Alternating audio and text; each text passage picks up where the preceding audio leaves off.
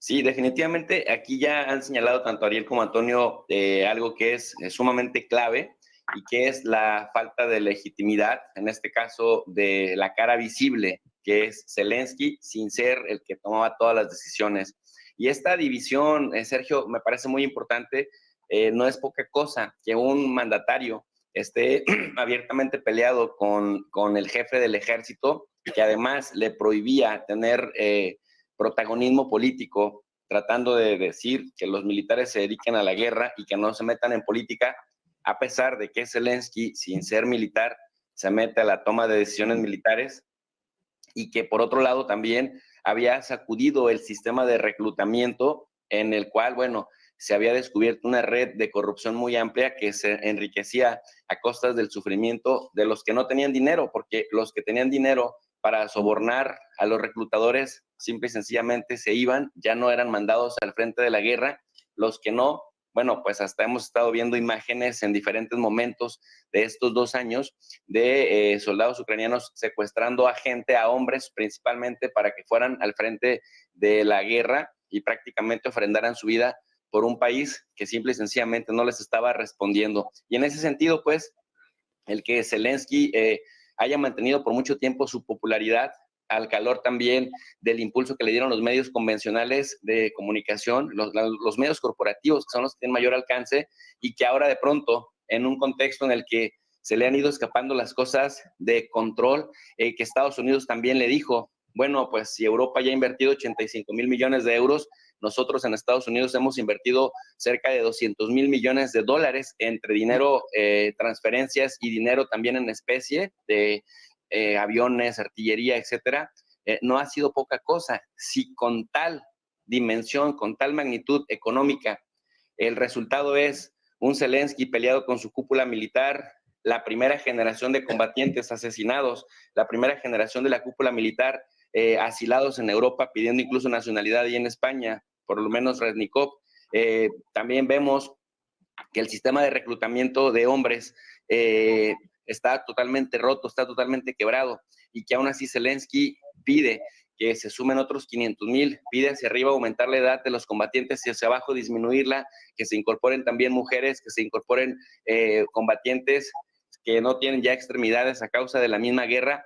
Es la locura. Por eso hace rato que mencionaban el tema de la película de la caída, que se asemeja en un contexto en el que ya no se quiere desperdiciar nada para mandar lo que se pueda al frente. Si a eso le sumamos efectivamente que Rusia ha monitoreado lo que sucede en el G7, las medidas desesperadas, el tratar de lanzar un ataque masivo en contra de Rusia, ya ni siquiera para intentar recuperar las 4 regiones que Rusia se anexó, sino para llegar con una posición de fuerza para por lo menos venderle a la opinión pública en Occidente que tanto dinero invertido en esta guerra, que los sacrificios que ha hecho la población europea durante estos 2 años ya, pues han valido la pena porque evitaron al menos que Rusia se quedara con el 100% de Ucrania. Habría que preguntarse si esa era la intención original de Rusia, pero ya, digamos, se le salieron de control muchas cosas, no solamente a Zelensky, sino a los principales impulsores de Zelensky en Europa y en Estados Unidos. Ahora hay que sumarle la variable Trump. Mira, en el año 2015, el profesor de la Universidad de Chicago, John Mearsheimer, uno de los más respetados de la teoría realista con el tema del realismo ofensivo, había advertido que si Estados Unidos, Canadá, Europa, el occidente colectivo en general, se atrevían a seguir financiando a Ucrania para hacerles creer que se podían equiparar en términos bélicos a Rusia, solo iban a llevarla a un desastre. Stephen Cohen en 2020 decía que Rusia generalmente no iniciaba las guerras, pero que aunque de pronto se replegaba a posiciones estratégicas, con el paso del tiempo, sobre todo con la ayuda de los inviernos, terminaba acabando con estas guerras y se volvía más fuerte después de cada contienda. Y bueno, ahora que estamos platicando de esto, mientras escuchaba a mis compañeros, a Antonio y a Ariel, y en ese contexto en el cual hemos estado viendo cómo efectivamente se han desangrado las economías. Y otra cosa importante, la toma o el secuestro, la captura por parte de los poderes fácticos de los derechos sociales que paulatinamente ha perdido la gente, ha perdido la población, sobre todo ahí en Europa, es también digno de análisis, porque a la luz de evitar la propaganda, a la luz de evitar la desinformación, han estado censurando canales, quitándole a la gente la posibilidad de decir, bueno, si es propaganda, yo la discriminaré al dejarla de ver, pero que desde arriba te digan, esto no lo puedes ver porque te está dañando la cabeza, porque te están desinformando. Entonces, te habla pues de que es sintomático, mientras que a Ucrania efectivamente la mandaron a un subsidio colectivo, a la población europea le arrastraron, lo quitaron derechos y sobre todo le dijeron que era en su propio beneficio. En ese sentido, pues, en el mundo de la anarquía, finalmente gana el que tenga más capacidad material para resistirla, Sergio. Jesús, antes de despedirnos, quiero preguntarte a ti también por este caso de Polonia, este incidente, un poco cómo lo podemos valorar, cómo lo podemos leer entre líneas. Sí, definitivamente, yo en 2 segundos, lo que dice Antonio y lo que dice Ariel también lo suscribo. Es un poco el teatro para decir, bueno, nosotros aquí sacamos pecho por los demás, pero corren un riesgo, porque bueno, pues ahora tienen a un nuevo primer ministro, a Donald Tusk,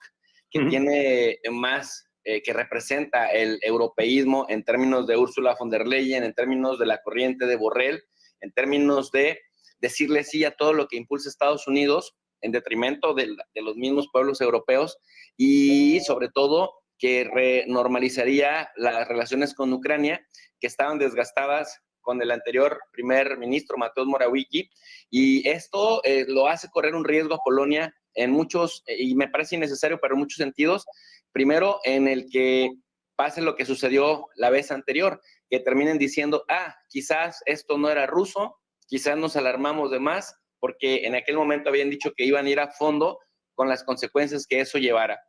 Pero al final dijeron, es que parece ser que fue un misil ucraniano que mató incluso a 2 personas en Polonia, y terminaron por ceñirse a la línea de la OTAN. La OTAN salió a decir en aquel momento, no es ruso, fue un error de cálculo, nosotros mismos nos empantanamos con esto, y me parece que terminaron mandando un mensaje peor que si no hubieran, digamos, hecho un escándalo al respecto. Ahora nuevamente, intentando de alguna manera potenciar el nuevo liderazgo de Donald Tusk, al cual pues le dan el aplauso desde Bruselas y le dan el visto bueno, pero tratan de impulsar una normalización de relaciones con Ucrania. Entonces, en ese sentido, me parece que tal vez va por el lado de apapachar